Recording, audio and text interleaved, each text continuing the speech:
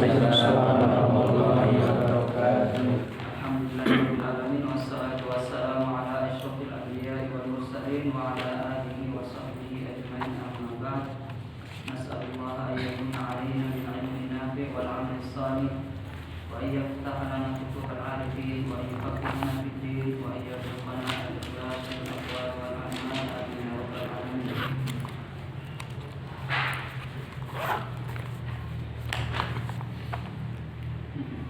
Insyaallah kita akan lanjutkan pada pembahasan syarat sah salat. Jadi syarat salat terbagi menjadi dua.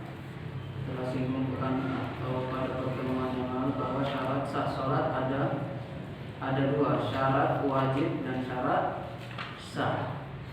Dan kita sudah menjelaskan apa perbedaan antara syarat wajib dan syarat sah. Syarat wajib maksudnya ketika syarat-syarat wajib ini salah satunya tidak ada, artinya tidak diwajibkan bagi seseorang itu untuk sholat. Contohnya orang kafir, anak kecil, orang gila, atau orang buta dan tuli. Ini orang-orang yang tidak diwajibkan sholat. Ini yang warna coklat ini tidak diwajibkan sholat. Yang hitam diwajibkan sholat. Kenapa? Memenuhi syarat. Adapun syarat sah, terkadang orang dia berislam, dia muslim, dia balik, dia berakal, dan dia bersih dari haid dan nifas. Artinya apa? Dia wajib sholat. Dia wajib sholat. Kalau dia tidak sholat berarti berdosa. Tetapi ketika dia wajib sholat, syarat sahnya tidak terpenuhi atau salah satu syarat sah tidak terpenuhi, maka sholatnya tidak diterima atau tidak sah. Nah, jadi dia wajib sholat, tetapi sholatnya tidak sah. Ketika syarat sah yang ada 8 yang di kitab itu ada 8 syarat sah. Ketika salah satu dari syarat 8 ini tidak ada, meskipun dia wajib sholat, tapi kalau dia tidak salah satu syarat dari 8 ini tidak ada, maka sholatnya tidak sah.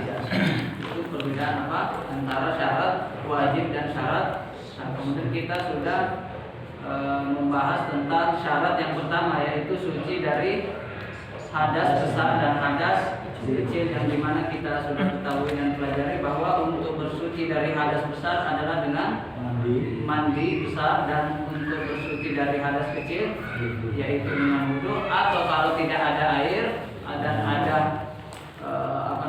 berhalangan untuk menggunakan air seperti sakit dan lain-lain, maka boleh dengan tayamum.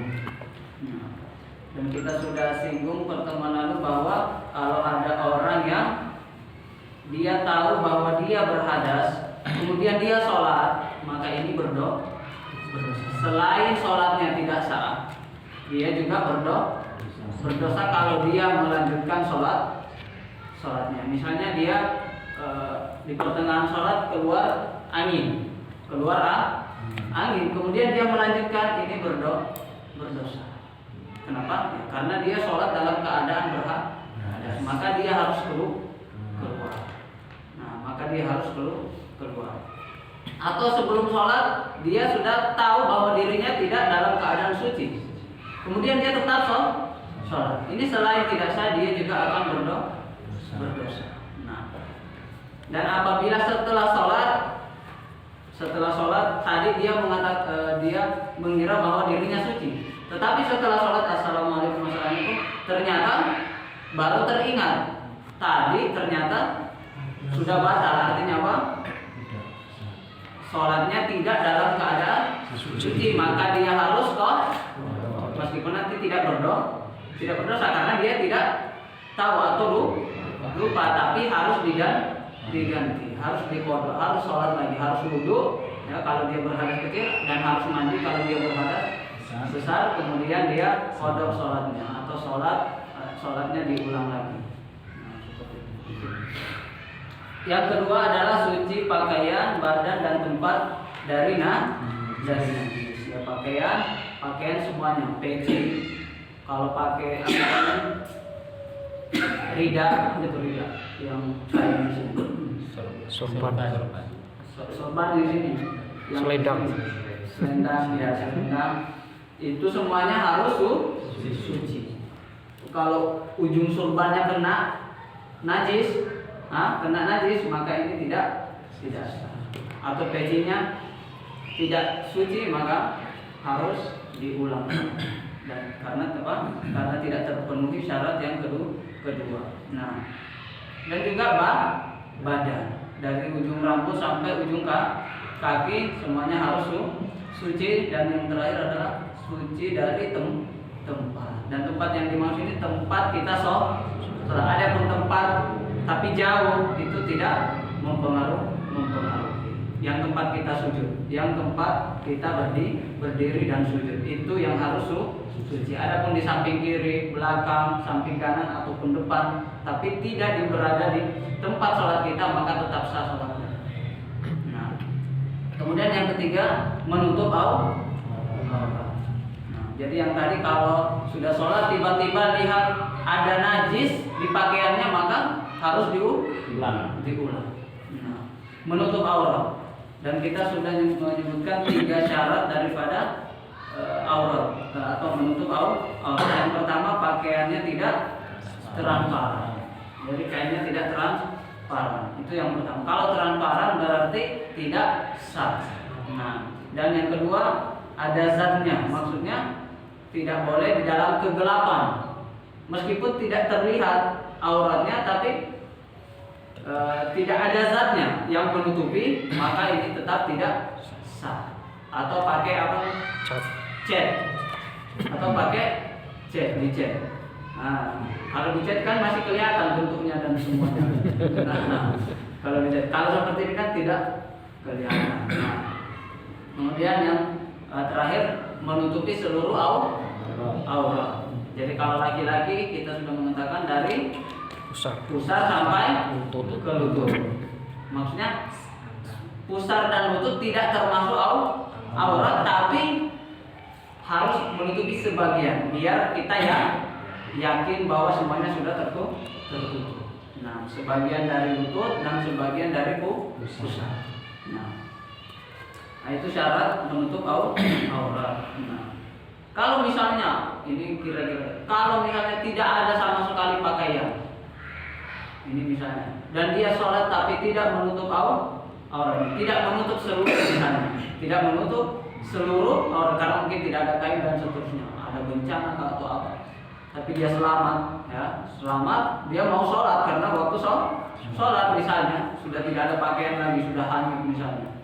Nah, tiba-tiba apa yang dia sholat meskipun tidak menutup aurat, dia tetap wajib sholat meskipun tidak menutup aurat, dan dia tidak wajib mengqadha. Nah, ini syarat yang ketiga ini khusus. Kalau syarat yang lain tidak terpenuhi harus diulang. Tapi kalau syarat yang ketiga ini tidak wajib diqadha, kecuali syarat yang ketiga. Jadi dia lebih ringan daripada syarat-syarat yang lainnya. Jadi tadi saya sholatnya tidak menutup aurat, tapi karena darurat misalnya, maka ketika sudah dapat pakaian yang bisa menutup aurat, maka tidak usah diulang. Kemudian kalau wanita tadi syaratnya sampai dari mana sampai mana? Selain wajah dan seluruh tubuh kecuali telapak tangan dan wajah. Yang kita telapak tangan maksudnya berarti sampai pergelangan tangan. Artinya kalau di bawah sini kelihatan dia takbir dan dia nggak kelihatan, berarti sholatnya tidak sah. Atau misalnya laki-laki kelihatan ketika sujud atau ruku terangkat bajunya karena ketat, kemudian kelihatan di belakang ini, maka itu juga tidak sah. Yang keempat, nah ini kita pembahasan yang sekarang. Yang keempat adalah menghadap kiblat. Menghadap kiblat ini tergantung posisi kita di mana. Ya.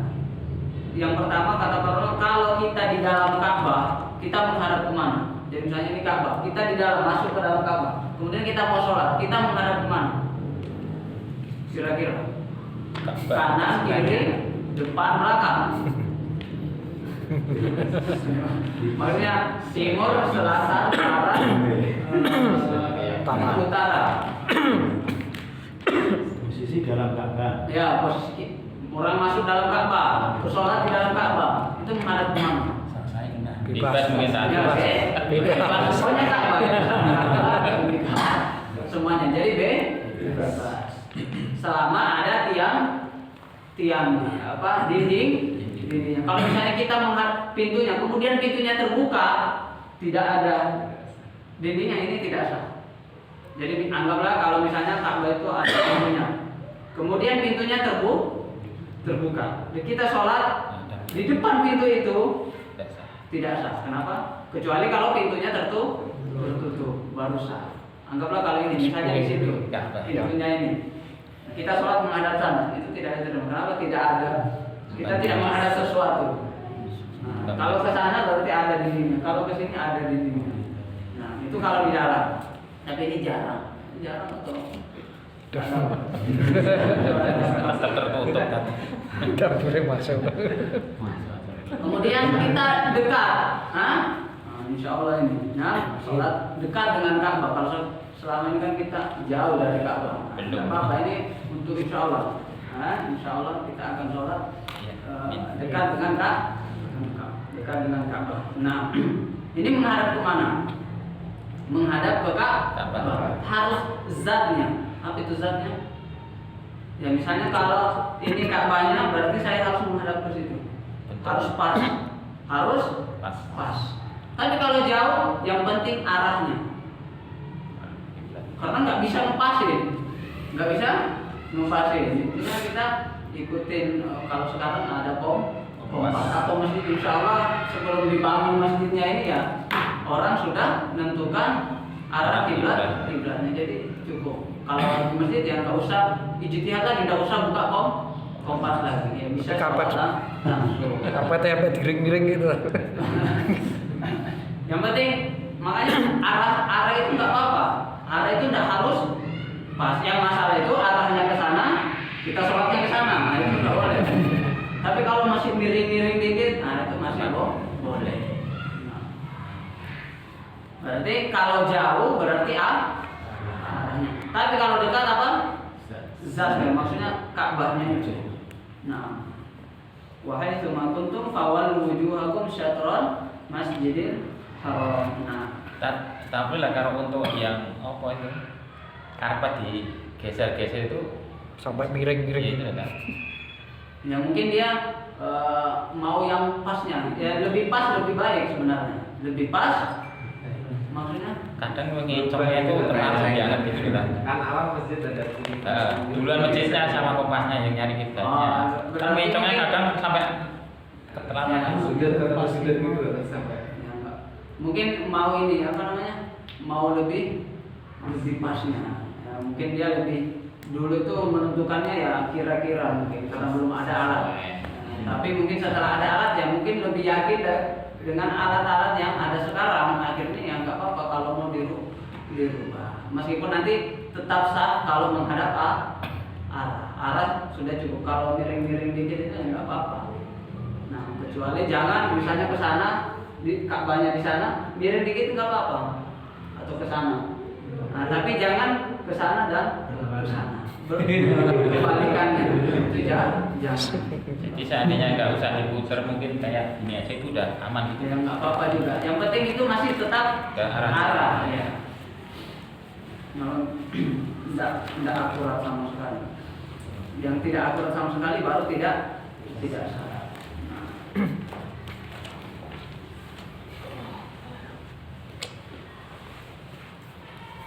Nah, ini yang harus menghadap di sini adalah yang harus menghadap kiblat adalah dada ini, badan ini.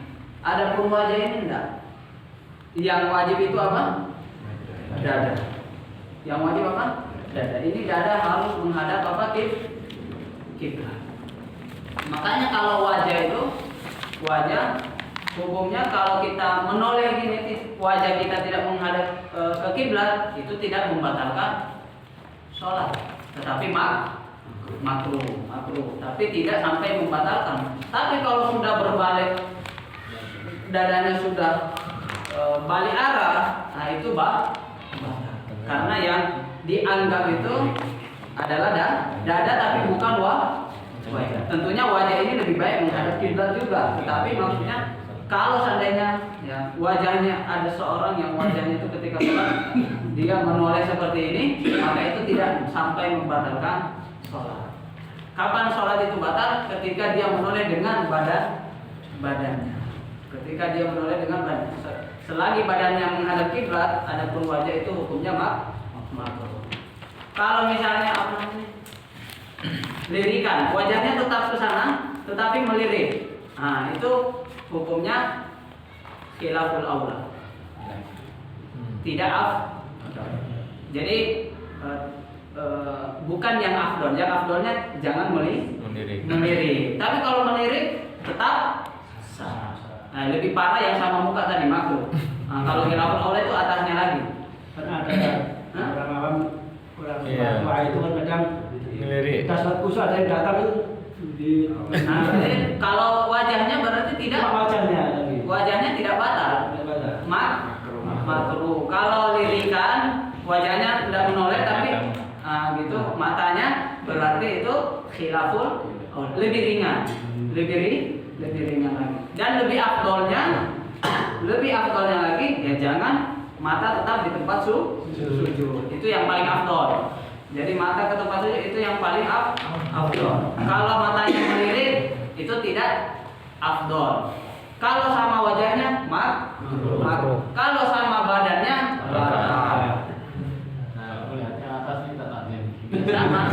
sama kalau atas ya makruh tidak sampai batal. Selagi ini patokannya ini badannya ini. Nah, makanya kalau ada orang yang salamnya belum selesai, kemudian dia balik sama badannya, itu tidak sah. Ya assalamualaikum, ini balik ke sana. Harusnya kan kepalanya aja yang balik. Ini karena dia belum selesai sholat. Kapan selesai sholat? Ya selesai salam. Sedangkan sebelum selesai salam dia sudah balik badan. Mungkin karena incok jadi jangan sama badannya. Jadi salam itu kepalanya. Pipinya sampai kelihatan ke belakang.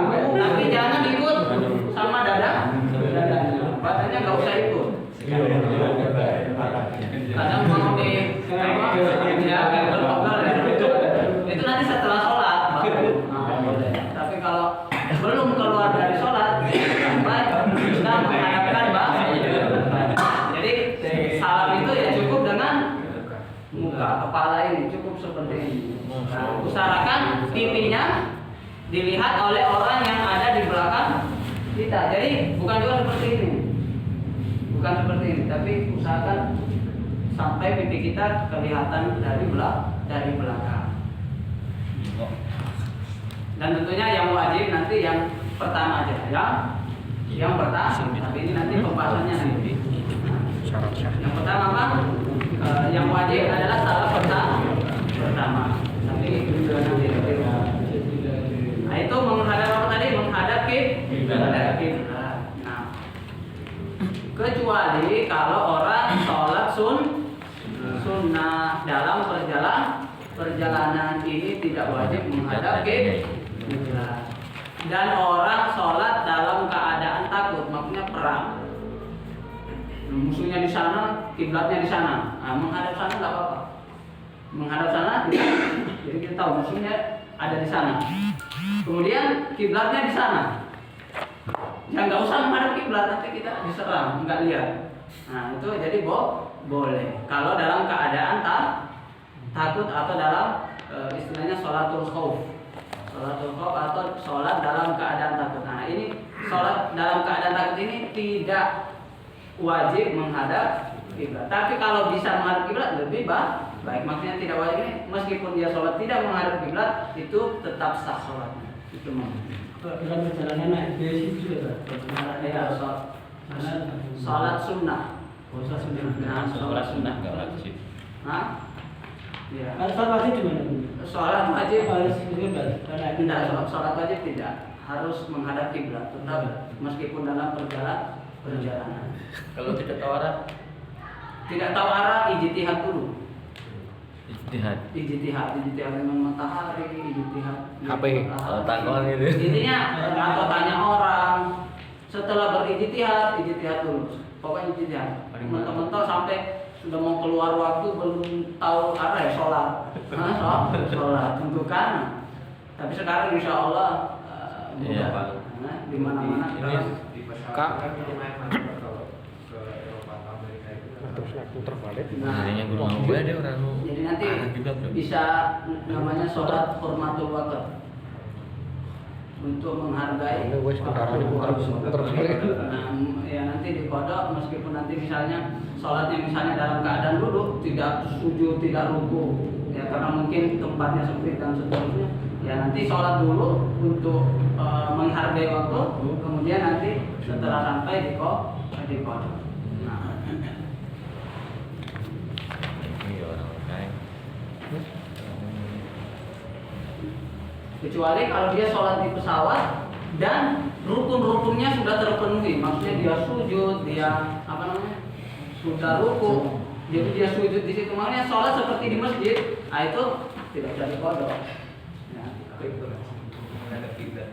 Menghadap kiblatnya nanti diusahakan, dicari, dicari. Tapi terus kalau perjalanan terus begitu sholat putar balik itu bisa pesawatnya. Tapi kalau yang panjang itu ya tetap dia wajib, karena kan belasan jam itu kan arahnya udah terus. Arahnya lurus, kecuali Sholatnya biasanya Dalam 1-2 jam itu tetap gitu loh belasannya. Ya putar balik nggak ada yang Garuda bi. Kan tetap arahnya. Kecuali sholatnya sajam itu sok-sok. Iya, salah bela. Nah, jadi tadi itu intinya kalau mau sholat di kendaraan tetapi dia rukunnya tidak sempurna, misalnya dia bisanya duduk aja karena mungkin sempit dan tidak ada tempat sujud, itu tetap sholat. Kalau misalnya takutnya waktunya mau keluar, kecuali kalau dia yakin misalnya nanti singgah, misalnya naik mobil atau naik bis atau sampai sebelum berakhirnya waktu yang boleh diakhirkan. Tapi kalau misalnya tidak singgah, kemudian waktunya sudah mau habis, maka tetap sholat meskipun sholatnya duduk, tidak rukuk dan tidak sujud, tapi nanti setelah sampai ya dia ulangi karena tadi itu belum sempurna. Sholat yang tadi di dalam kendaraan itu namanya sholat menghargai waktu saja. Nah, kemudian yang keberapa ini? Lima. Nah, masuk waktu sholat. Nah, ini juga ijtihad ini. Nah, masuk waktu sholat. Ya. Masuk waktu sholat di sini karena apa? Inna sholata kanat 'alal mu'minina kitaban mawquta. Jadi setiap waktu-waktu sholat itu ada waktunya. Tapi ada kalau sholat fardu itu ya tentunya ada waktunya. Sholat subuh, sholat zuhur dan sampai sholat isya itu ada waktunya. Maka ketika ada orang yang sholat sebelum masuk waktu, maka ketika dia tahu ternyata tadi saya sholat belum masuk waktu, maka dia harus ngulang sholatnya. Nah, dia harus ngulang.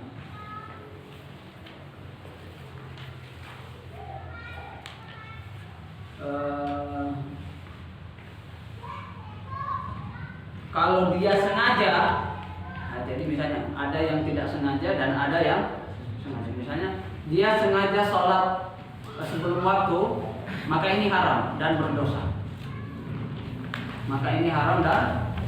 Tapi kalau dia sholatnya sebelum waktu itu karena memang tidak tahu, dikira sudah masuk tapi belum, nah ini tetap harus diqadha tapi tidak berdosa.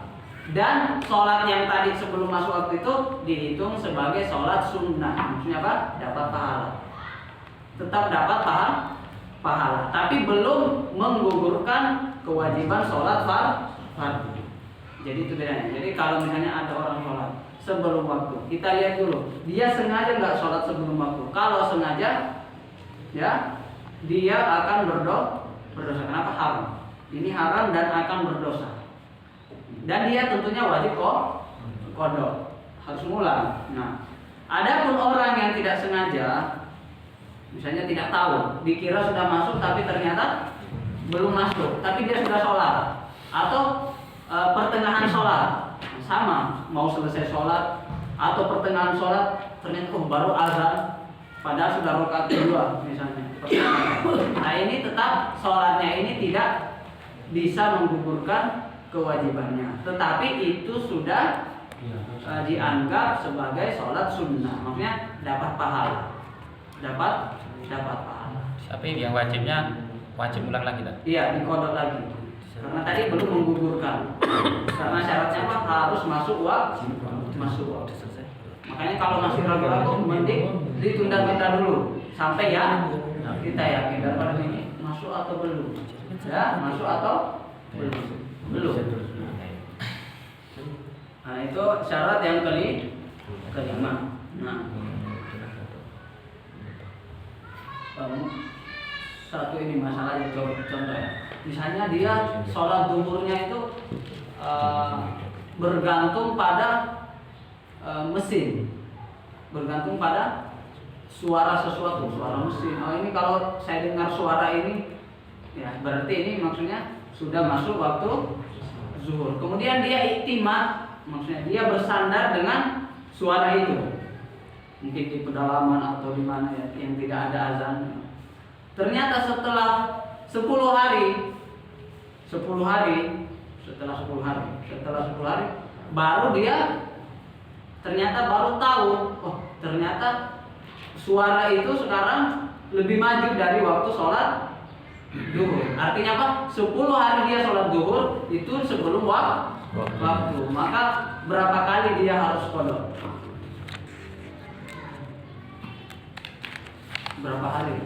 Berapa kali kira-kira? Sholat zuhur aja, sholat zuhur. Tapi 10 hari, kemudian 10 kali dia sholat zuhur bergantung pada sesuatu yang ternyata sesuatu ini salah. Dan dia baru sadar ketika 10 hari. Berarti kodoknya berapa hari? 10. Hah? Kodoknya? 10. Sebulan. Cukup satu kali. Kenapa? Baru tahu. Artinya 1 kali itu. Karena sholatnya yang kemarin, yang pertama itu kan tidak sah. Sholat di hari pertama itu tidak sah. Kenapa? Belum waktu sholat. Sholat di hari kedua ini bisa jadi kodok. Kodok yang pertama. Jadi dia tadi saya katakan itu dihitung kalau tidak sengaja. Kalau tidak sengaja dia dapat pahala sunnah. Tapi kalau dia punya utang kodok, itu sudah cukup untuk membayar kodok. Sholat di luar waktu yang tidak disengaja itu sudah bisa mengkodok sholat yang tertinggal. Ya. Berarti kalau diganti-ganti terus, berarti sholat yang terakhir aja yang belum diganti. Sholat yang 9 itu sudah terganti dengan sholat setelahnya. Sholat yang pertama terganti dengan sholat di hari kedua Kedua itu kodok. Sholat di hari kedua diganti dengan sholat Ketiga. seperti ini. Jadi tadi apa? Saya ulang. Nah tapi ini jarang, tapi nggak apa-apa. Ini disebutkan di kitab. Kalau misalnya dia sholat 10 hari, tidak usah ngulang 10 kali. Misal 40 hari dia ngulang, tidak usah. Karena kenapa? Setiap sholat yang tanpa sengaja sebelum masuk waktu sholat, maka itu bisa dianggap dua, bisa kodok, bisa Kalau dia tidak punya utang kodok 1 kali misalnya, hari ini aja, hari ini, berarti itu dihitung sunnah. Tapi kalau dia punya utang kodok, maka sebagai pengganti kodoknya. Bisa jawabnya belum ya? Tapi itu tidak terlalu penting. kan yang 9 hari itu kan nggak ada niat, Ustaz. Gimana itu? Ya, karena memang tidak wajib diniatkan qada itu sunnahnya. Misalnya adaan itu tidak wajib disebutkan, adaan atau qadaan itu tambahan aja diniat. Tambah. Yang wajib disebutkan ketika niat itu 3. Usolli, fardhu, zuhri, itu aja. Adapun yang makmuman lillahi arba'u rakaat itu tambahan semua. Tapi yang wajibnya 3. Apa? Usolli, fardhu, zuhri. Kalau asar berarti usolli, fardhu, asri itu. Usolli fardhu maghrib, usolli fardhu isya, usolli fardhu subhi atau fajri. Nah, itu yang wajib itu. Adapun adaan, makmuman, imaman, arba'u rakaat lillahi ta'ala itu semua tambahan yang mau monggo, tapi yang wajib 3 kata ini. Usolli, fardhu. Nah. Atau tidak mau bahasa Arab ya, monggo boleh. Saya niat sholat fardu zuhur. Bisa. Saya niat sholat fardu asar, boleh. Itu kalau sholat fardu, nanti ada di sini dia rukun. Nanti kita bahas lagi. Intinya tadi masuk waktu sholat. Nah, kalau nggak bisa dipahami yang terakhir nggak apa-apa. Intinya masuk waktu sholat, kalau dia sengaja harus kok dan berdosa. Kalau tidak sengaja kodok dan dia tidak berdosa dan dia sudah dapat pahala sholat sunnah, itu aja cukup. Kemudian bagaimana mengetahui rukun sholat atau diganti sini fardu sholat, rukun sholat atau fardu sholat. Tapi bagusnya mengetahui sholat. Sebenarnya maksudnya sini mengetahui sholat itu fardu, itu aja. Itu yang dimaksud di sini. Jadi kalau mau sholat zuhur, nah dia harus yakin bahwa sholat zuhur ini sholat fardu, bukan sholat sunnah. Itu yang dimaksud. Kalau dia sholat asar, berarti dia harus yakin bahwa sholat asar itu wajib atau fardu, bukan sholat sunnah.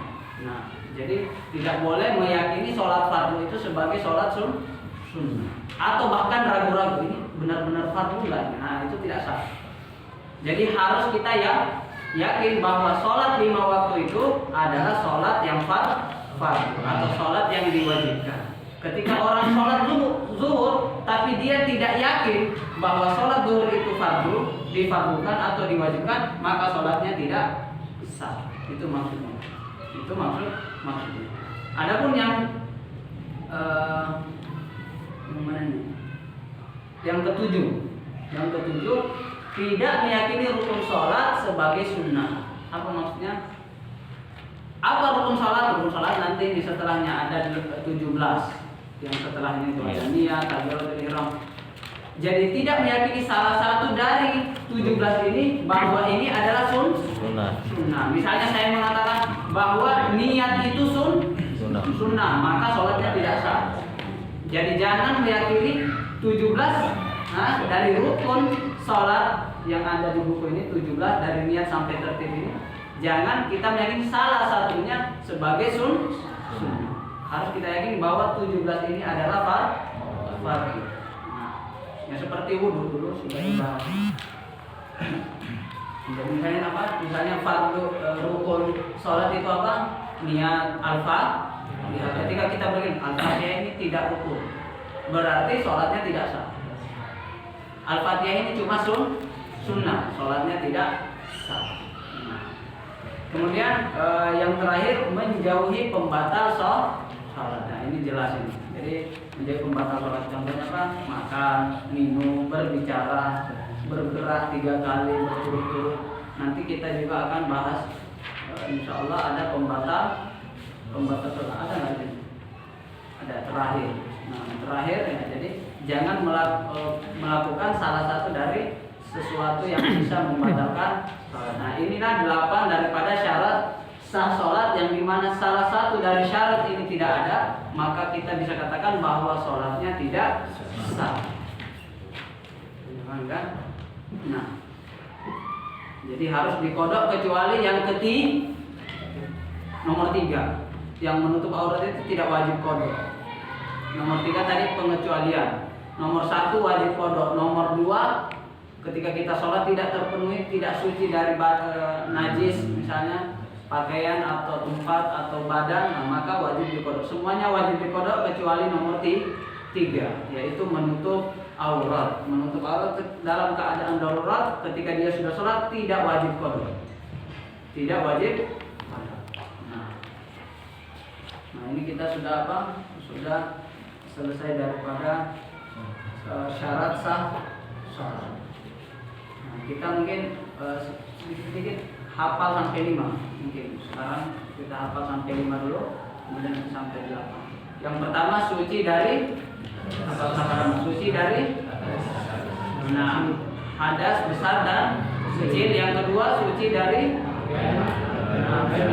dari apa? Dari najis. Kemudian yang ketiga menutup aurat. Yang keempat menghadap kiblat. Kemudian yang kelima masuk waktu sholat. Masuk waktu sholat. Ini 5 dulu.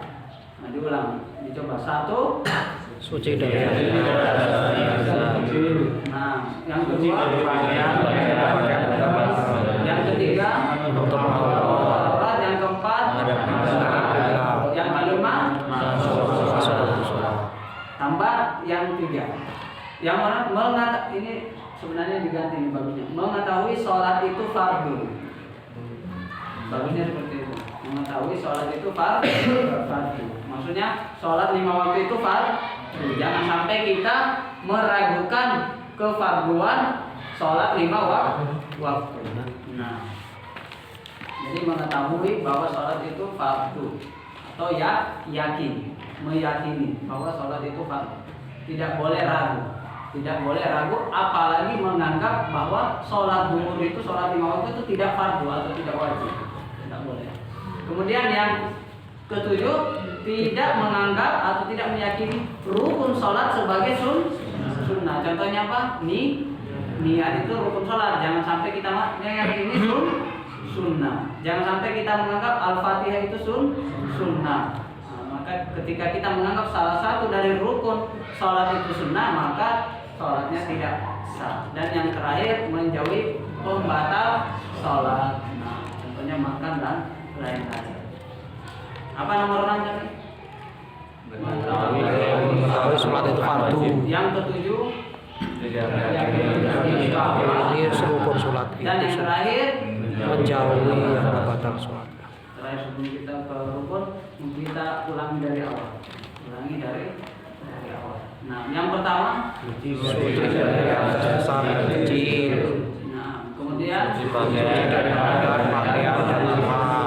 Nah, kemudian yang ketiga Menutup aurat. Yang keempat Masuk. Yang kelima Masuk waktu sholat. Yang keenam Mengetahui sholat fardu wajib. Yang ketujuh Tidak dan terakhir menjauhi pembatal sholat. uzur sholat ada 2. uzur sholat Dua. uzur sholat ada 2. Yang pertama Tidur. Kedua sholat secara bahasa Doa. secara istilah di awal diakhiri dengan sah. Ini kalau bisa kita sedikit-sedikit nyicil hafal. Jadi ada ilmu di sudur, ilmunya itu di dalam, sudah di otak, sudah di kepala. Lafaz sudur, bukan yang ada di tulisan. Nah, tulisan ini cuma ketika kita lupa kita, tapi pada hakikatnya ilmu itu apa yang kita bawa, bukan apa yang ada di tulisan. Karena kita nggak bisa buka tulisan ini ketika kita sholat. Jadi kita harus tahu ini membatalkan atau tidak. Apalagi syarat sah ini wajib dihafal. Kenapa? Berkaitan dengan sah atau tidak sah. Sah atau tidak sah. Nah, kemudian kita tidak kalah pentingnya ada rukun sholat. Yang membedakan syarat sah sholat dengan rukun sholat itu sama-sama wajib. Ketika salah satu syarat sah sholat tidak ada, maka sholatnya tidak sah. Sama ketika salah satu rukun sholat tidak ada, maka sholatnya tidak sah. Yang membedakan antara syarat sah sholat dengan rukun sholat, kalau syarat sah sholat itu sebelum sholat atau di luar sholat. Nah, di luar sholat. Ada pun rukun sholat di dalam sholat. Al-Fatihah itu di dalam sholat. Tapi wudhu itu sebelum sholat. Ya syarat itu lebih dahulu daripada rukun. Mau masuk ke sekolah ada syaratnya, ya kan? Ada syaratnya. Harus laki-laki, umurnya sekian, harus jomblo dan seterusnya. Nah itu syaratnya. Jadi tapi sama-sama wajib. Makanya salah satu dari syarat atau rukun tidak ada, itu artinya sholatnya tidak sah. Maka ini sangat penting untuk kita ketahui syarat sah dan rukun sholat. Nah ini ada 17, tapi biar ringkas mungkin saya biar lebih mudah dihafal, nanti mungkin saya bagi 3. Jadi ada 3. Biar lebih mudah.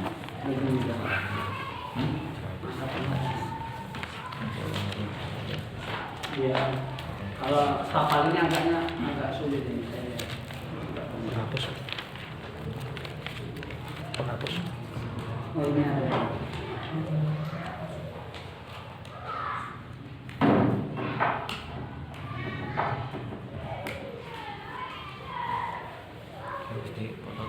Sekarang kita membahas apa? Sholat, tetapi secara ringkas dulu. Nanti detailnya kan perincinya insya Allah akan terbatas. Nanti kita tahu dulu secara poin-poinnya.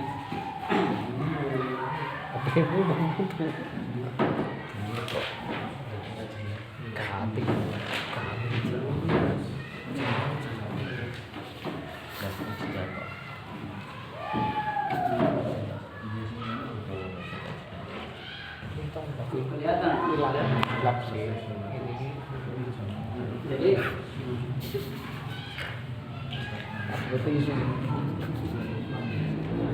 Bismillah. ada rukun sholat. Ada 3 rukun sholat. Ada namanya qalbi.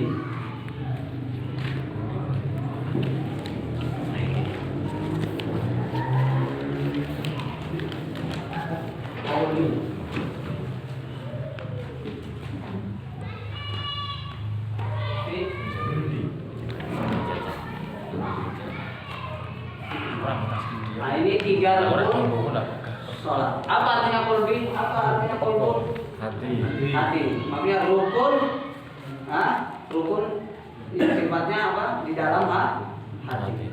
Ada qauli, rukun yang harus wajib diucapkan. Ada fi'il, gerakan yang wajib. Nah ini 17 kita bagi nanti. Kira-kira niat ini masuk sini atau ini? Nah, masuk sini. Berarti yang qalbi itu cuma satu. Apa di sini? Niat. Nah, jadi kalau ditanya rukun qalbi, nah itu sudah cuma satu. Apa itu niat. Jadi niat ini rukun. Kalau tidak ada niat, sholatnya tidak sah. Tadi secara ringkas niat ini ada tingkatannya. Kalau dia sholat fardu,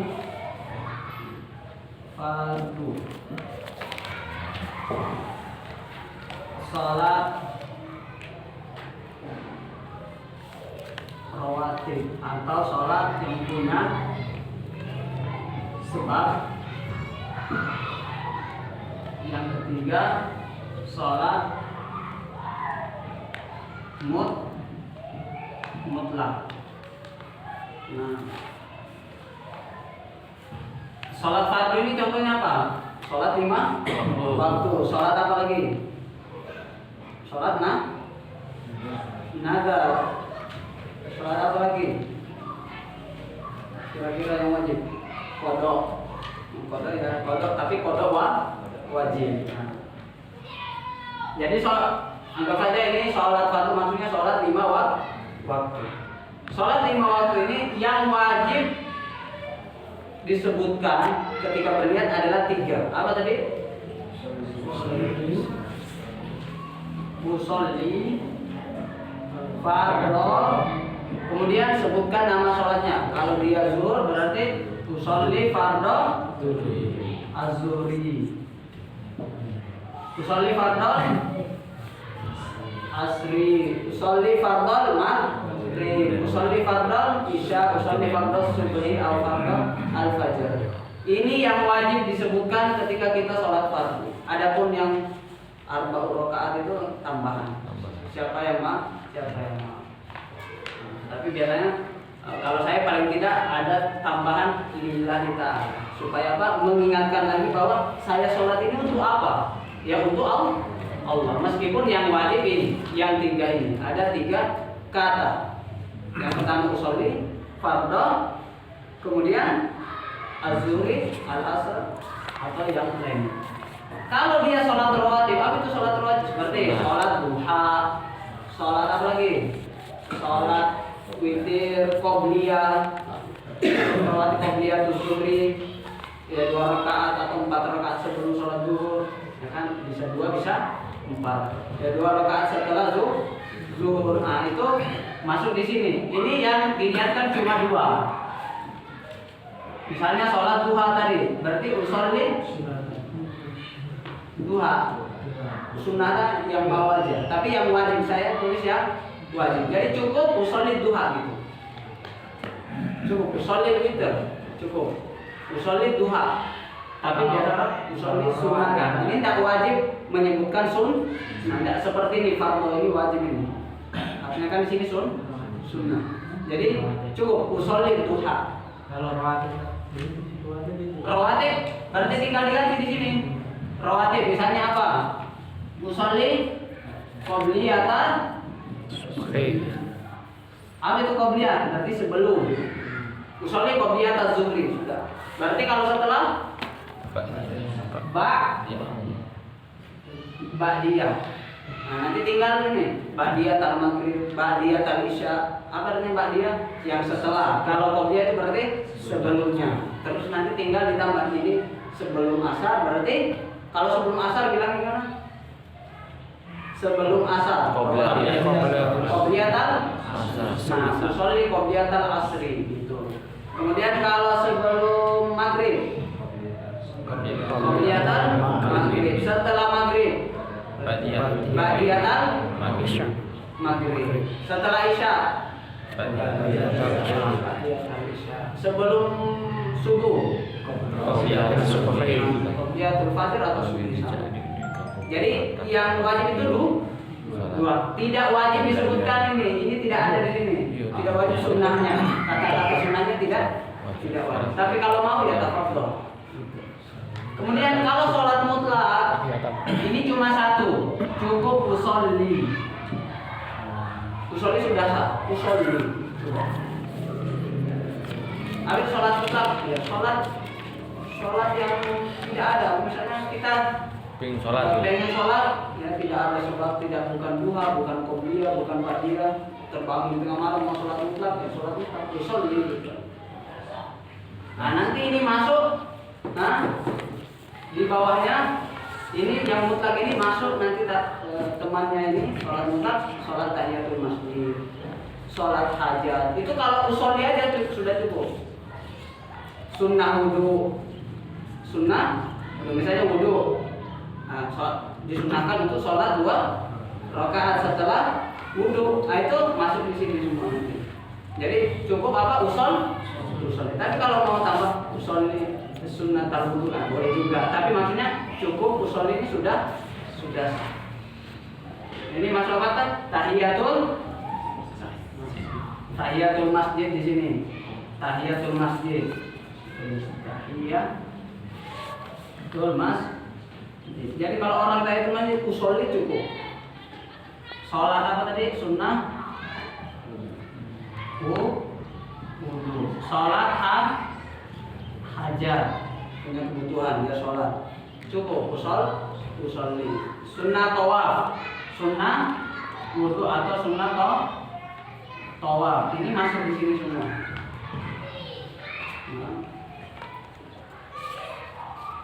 Kalau digabung berarti tetap harus Apa?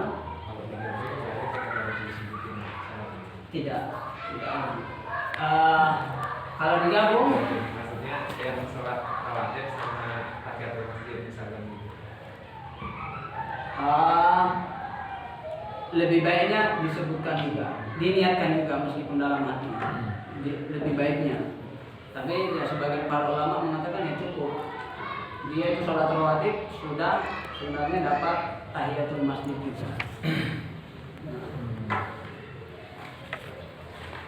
Nah ini, jadi kalau mau sholat fardu ini berarti intinya 3. Usolli fardhon. Nanti mau sholat maghrib berarti usolli fardhon Maghrib. Tapi tidak bisa bahasa Arab ya, boleh bahasa Indonesia. Saya niat sholat fardu maghrib gitu. Tapi lebih panjang kalau bahasa Indonesia, lebih panjang. Nah, dan niat ini tempatnya di hati. Kalau yang diucapkan sama yang di hati itu beda, misalnya di lisannya itu duhur, tapi di hatinya asar, maka yang dianggap asar. Jadi yang ada di hati itu menang, mengalahkan apa yang keluar di lisan. Kenapa ya? Tempatnya niat itu di hati. Adapun yang sebelum sholat mau melafazkan, nah ini bukan niat sebenarnya. Ini bukan niat itu ya ketika takbiratul ihram itu yang Allahu Akbar sampai di dalam hati ada, tapi tidak usah disebutkan. Karena kita Allah nggak bisa, tidak bisa. Makanya yang talafut bin niyah itu yang sebelum sholat itu kalau ada orang nawaitu au usolli fardhu zuhri itu bukan niat. Itu bukan niat. Cuman itu membantu aja. Membantu nanti kalau ketika takbiratul ini yang saya mau niatkan di dalam hati saya, itu maksudnya. Tapi itu bukan niat. Makanya jangan disalahpahami. Jadi itu bukan niat, itu bukan niat. Kenapa? Karena makna niat adalah qasdu syai' muqtarinan bil fi'li. Apa itu? Niat itu ketika kita melakukan awal ibadah, awal rukun. Awal rukun apa? Takbiratul ihram. Jadi kalau sebelum takbir itu bukan niat namanya. Cuman itu istilahnya muqaddimah. Jadi kalau orang mau ceramah, dia latihan dulu di bawah. Nah, supaya nanti bisa lebih lancar, itu aja sebenarnya maksudnya. Apalagi orang was-was, tahu orang was-was, ada gangguan pikirannya kurang fokus. Nah, orang yang kurang fokus, nah maka lebih disunnahkan lagi untuk melafadzkan. Makanya kalau di dalam mazhab Syafi'i, ya ini sunnah, mengucapkan ini sunnah, apalagi bagi orang yang was. Kenapa? Karena yang diucapkan itu membantu ketika kita berniat di dalam hati. Tapi sekali lagi itu bukan niat. Ini beda, niat kan di hati, kok di lisan? Antum tidak paham. Bukan itu yang makanya kalau mau menghakimi orang, belajar mazhabnya dulu dan tahu kenapa ulama mengatakan seperti itu. Jadi dia orang terkadang itu gagal paham, dikira niat kan di hati. Ya semua ulama juga mengatakan, mazhab Syafi'i juga seperti itu. Niat itu memang di hati. Cuman ya niat itu harus bersamaan dengan awal rukun. Kalau misalnya wudu berarti di wajah. Bersamaan. Berarti sebelumnya bukan niat. Cuma membantu. Nah, tapi kalau tidak mau pakai seperti sah. Ya, sah. Misalnya saya tidak mau melafazkan, sah aja. Karena misalnya mungkin sudah pro misalnya, sudah hebat misalnya untuk niatnya sudah tidak ada was-was, ya mau aja nggak usah dilafazkan lagi. Misalnya orang sudah terbiasa ceramah, tidak persiapan pun ya bisa lancar. Tetapi kalau pemula misalnya, ya kadang dia hafal dulu di bawah, ya dihafal dulu kemudian maju supaya apa? Membantu supaya dia lancar. Nah, itu aja gunanya. Itu gunanya. Nah ini nih ya. Kemudian yang qauli. Nah, jadi saya cuma detekan ini satu rukun, nanti yang lainnya kita insya Allah pertemuan kita akan bagi sekarang. Cuma kita bagi. Yang qauli. Takbiratul ihram itu masuk qauli atau fi'li? Qauli dan fi'li. Tidak ada di sini qauli dan fi'li, ini satu-satu semua nih. Qauli. Kan angkat juga ini kira. Ini ada 5. Oh, Ada 5. Berarti takbiratul ihram kira-kira masuk? Qauli. Apa takbiratul ihram?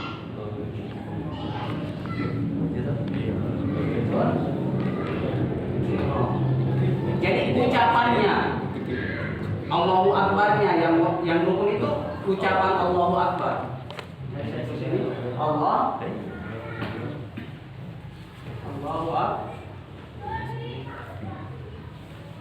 Allahu Akbar. Ini yang wajib.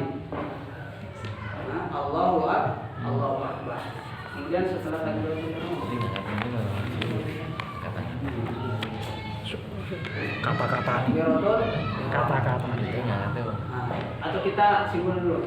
Kemudian langsung aja ya. Kedua, Al-Fatihah.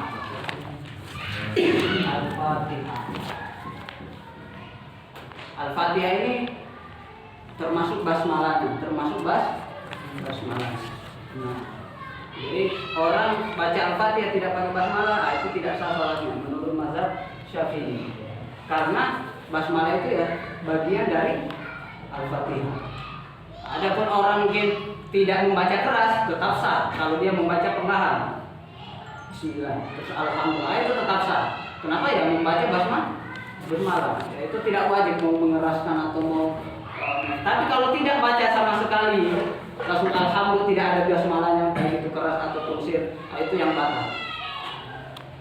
Tetapi selama dia membaca meskipun tidak keras, misalnya kalau Hambali ya, sholat tapi tidak keras bismillahirrahmanirrahim, kemudian alhamdulillah baru keras, nah ini tetap sah. Kenapa? Ya dia baca basmalah. Nah, ini Al-Fatihah. Berarti Al-Fatihah berapa ayat? 7 ayat, termasuk basmalah ayat pertama. Yang ketiga apa? Tahiyat akhir. Tahiyat akhir. Jadi ini perkataannya bukan gerakannya. Apa itu tahiyat akhir? Ya ucapan at-tahiyatu lillah. Ada yang mau beda-beda. At-tahiyatu lillahi. Nah, itu bisa juga, atau at-tahiyatul mubarakatuh, sholawatu at-thayyibatu lillahi. Kemudian assalamu alayka ayyuhan nabiyyu wa rahmatullahi wa barakatuh. Assalamu ala ibadillahi sholihin.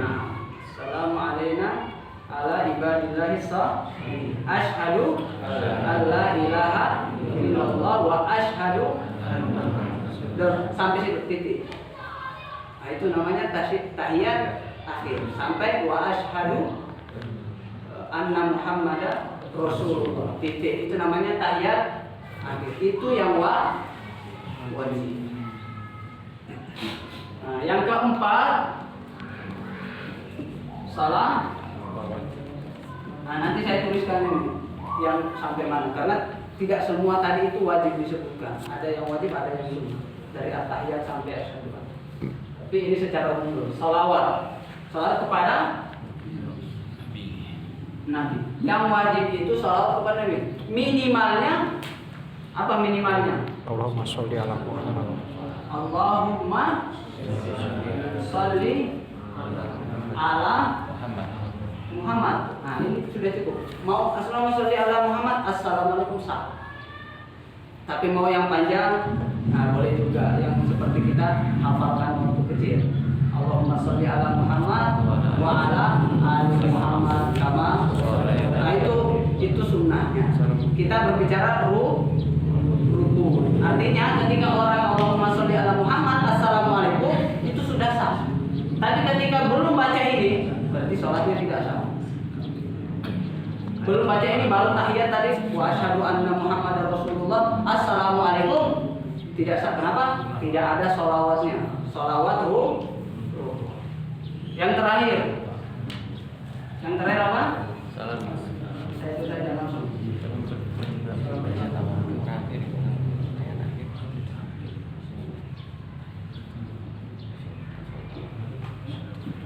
Assalamualaikum. Sampai sini yang wajib.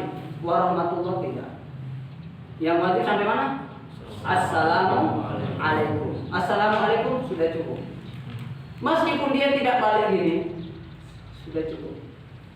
Yang rukun ucapannya. Jadi ini fokus dulu makanya biar tadi enggak ini takbiratul ihram gerakan apa. Nah ini maksudnya semua ini ucapan. Berarti yang wajib dihafal ketika sholat ya ini 5 ini. Allahu Akbar. Allahu Akbar makanya yang di awal bukan Allahu Akbar takbiratul intiqal. Kalau mau sujud bukan itu tidak wajib. Itu tidak rukun. Yang rukun itu yang pertama. Ini yang pertama, ini yang terakhir. Pengertian sholat apa? Dimulai dari takbiratul ihram, diakhiri dengan salam. Kemudian tambahin 3. Al-Fatihah, tahiyat akhir bukan tahiyat awal. Kalau 2 rakaat biasanya itu tidak rukun. Tidak ada itu pun tetap sah sholatnya. Nah, at-tahiyat. Nah, kemudian sholawat yang rukun Allahumma sholli ala Muhammad cukup. Nah, tinggal ini tadi tahiyat mungkin. Kalau Al-Fatihah sudah hafal semua kan? Al-Fatihah sudah hafal. Sampai waladhdallin, aminnya tidak. Aminnya tidak jadi sampai waladhdallin titik. Allahu Akbar boleh. Sudah? Ya intinya kita bisa tahu sholat orang itu sah, sholat saya itu sah atau tidak. Nah, kita lihat ini. Yang kita baca sudah ada semua ini. Allahu Akbar dari awal. Kemudian apa? Al-Fatihah, kemudian tahiyat akhir, sholawat, Allahumma sholli minimalnya, kemudian terakhir assalamualaikum ini minimalnya. Boleh ditambah warahmatullah. Adapun wabarakatuh lebih baik jangan ditambahkan wabarakatuh. Jadi sampai assalamualaikum warahmatullah sudah. Ke kanan, kemudian ke kiri. Nah ini assalamualaikum lupa. Assalamualaikum ini yang 1 kali aja. Assalamualaikum yang pertama. Jadi bukan yang ke kiri, yang kedua itu bukan rukun lagi. Misalnya assalamualaikum, terus kentut, nah, sudah sah. Kenapa? Ya sudah cukup. Yang rukun itu yang pertama. Yang ini sah, berarti nama pertek. Nah kalau sudah assalamualaikum, mau yang ke sana mau menghadap sana badannya sah. Yang tadi kita singgung menghadap kiblat itu. Jadi kita sekarang sudah tahu kapan sholat saya sah dan kapan tidak. Maka ini wajib kita tahu ini. Nah, kalau ini tadi mungkin campur-campur ini ada fi'li ada qaul. Nah, saya urutin seperti ini biar lebih mudah. Ini yang dibaca ini yang rukun. Lebih dari ini ketika tidak dibaca sholat kita sudah sah. Mau subhana rabbiyal a'la itu semua tidak masuk rukun. Sami Allahu liman hamidah, Allahu akbar ketika sujud, Allahu akbar itu semua tidak sah. Jadi ketika ada pertanyaan apa hukumnya kalau ada orang yang tidak membaca sami Allahu liman hamidah, ya sah. Kenapa? Kita tahu sekarang ini rukunnya. Hafal rukun ini selain dari ini tidak rukun. Apa hukumnya orang tidak membaca kama baraka ala fil alamin atau innaka hamidum majid? Apa hukumnya? Ya sah. Karena yang wajib sampai Allahumma sholli ala Muhammad. Meskipun nanti boleh ditambah. Kalau di dalam mazhab ini ada 2 pendapat, boleh tambah sayyidina. Yang mau monggo, yang tidak mau monggo. Ini yang paling ringkas. Allahumma sholli ala Muhammad. Nah, sekarang ini at-tahiyat. Karena at-tahiyat itu macam-macam juga. Tapi kalau dalam mazhab at-tahiyat itu at-tahiyatul tuliskan di sini. Yang wajibnya. Jadi nanti bisa ketahuan, oh saya tadi tidak kelupaan ini, berarti sah atau tidak. Ini apa nomor 3-nya? Itu ini. At-tahiyatul.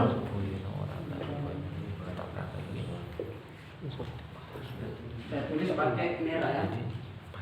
Al-mubarakatuh. Apa lagi tadi? At-tahiyatul mubarakatus. As-salawatu at-thayyibatu. Yang merah tidak rukun. Yang saya tulis hitam itu yang rukun. Berarti kalau saya lompat tidak menyebutkan ini, langsung at-tahiyatul lillah sah. Cepet ya. Jadi saya at-tahiyatul lillah sudah sah. Tapi kalau tidak ada ini tidak sah. Kalau tidak ada ininya tidak sah. Kali ini tambahan. Jadi kita nanti bisa tahu, oh ini tadi ketinggalan mubarakatuhnya. Oh boleh, karena mubarakatuhnya tidak at-tahiyatul mubarakatus shalawatut thayyibatu lil. Kemudian Assalamualaikum. Merah tidak sah. Merah tidak sah. Jadi ada orang tidak pakai assalam. Salam. Berarti sudah sah. Assalamu alaika ayyuhan nabi. Terus warahmatullahi wabarakatuh. Terus sama ini. Assalamu alaina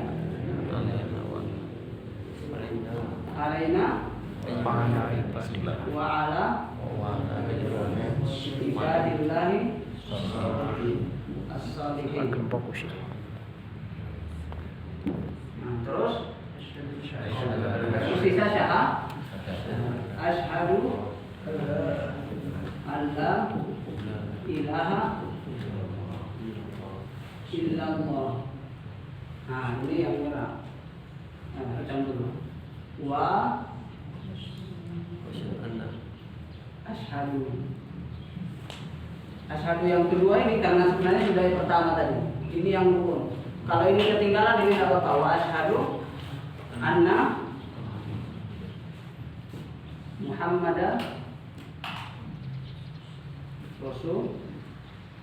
Titik. Ini namanya tahiyat akhir. Yang hitam ini yang rukun.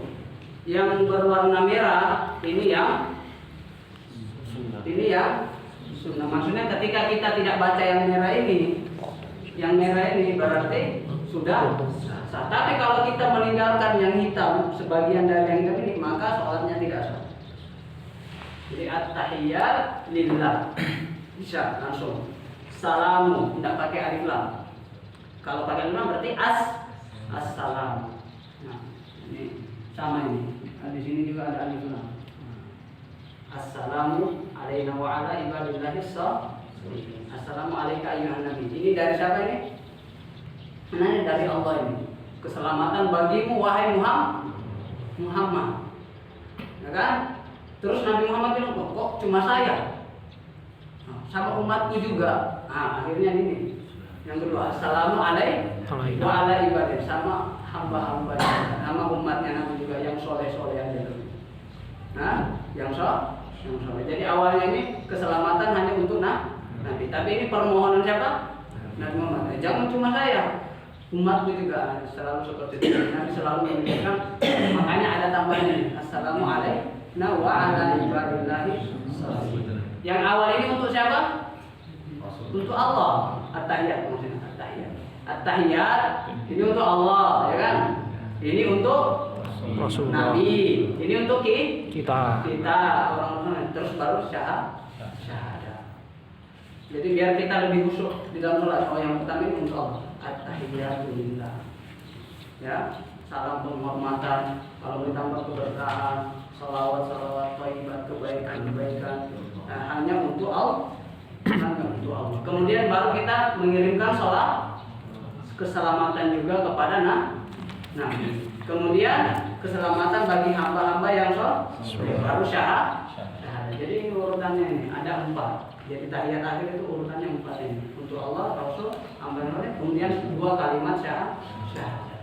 Baru ditutup dengan Allahumma sholli ala Muhammad. Jadi kalau saya membaca yang hitam ini, kemudian ditambah dengan yang hijau di sini, maka itu sudah sah.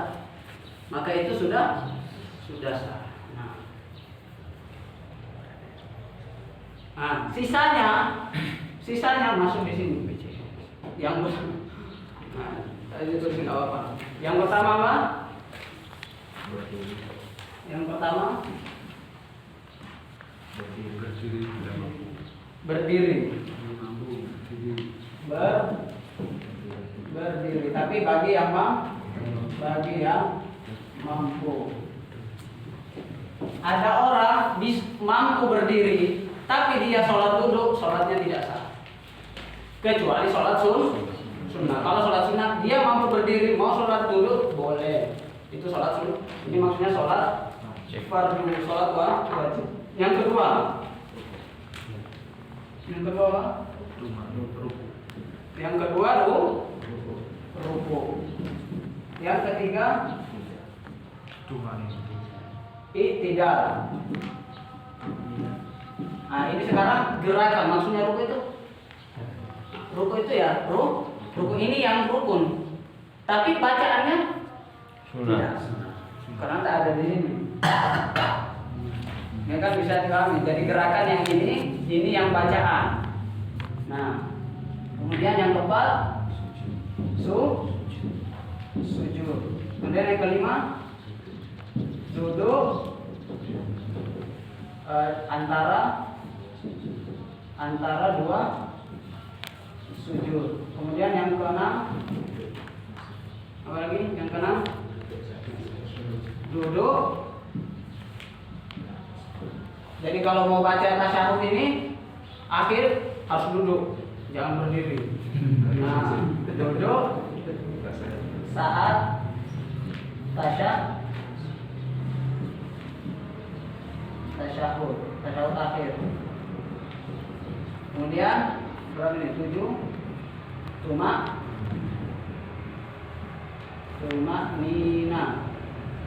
nina ini. Nah, di sini kan banyak tumak nina. Sebenarnya tumak nina ini dalam 4.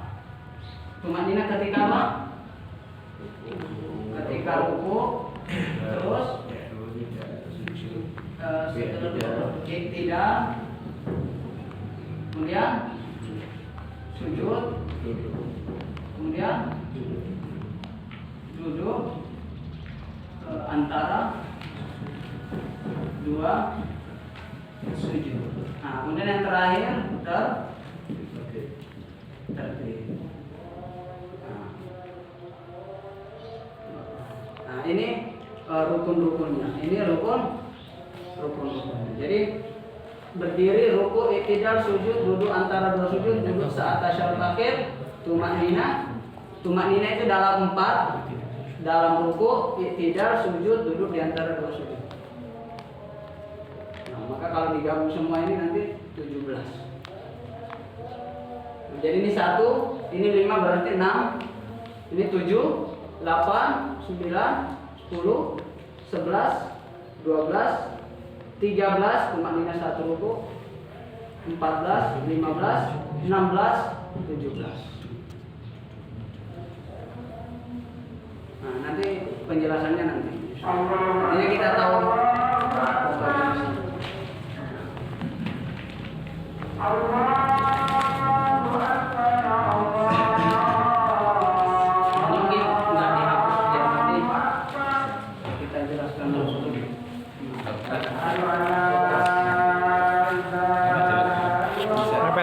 Ini yang wajib apa dihafal supaya kita tahu.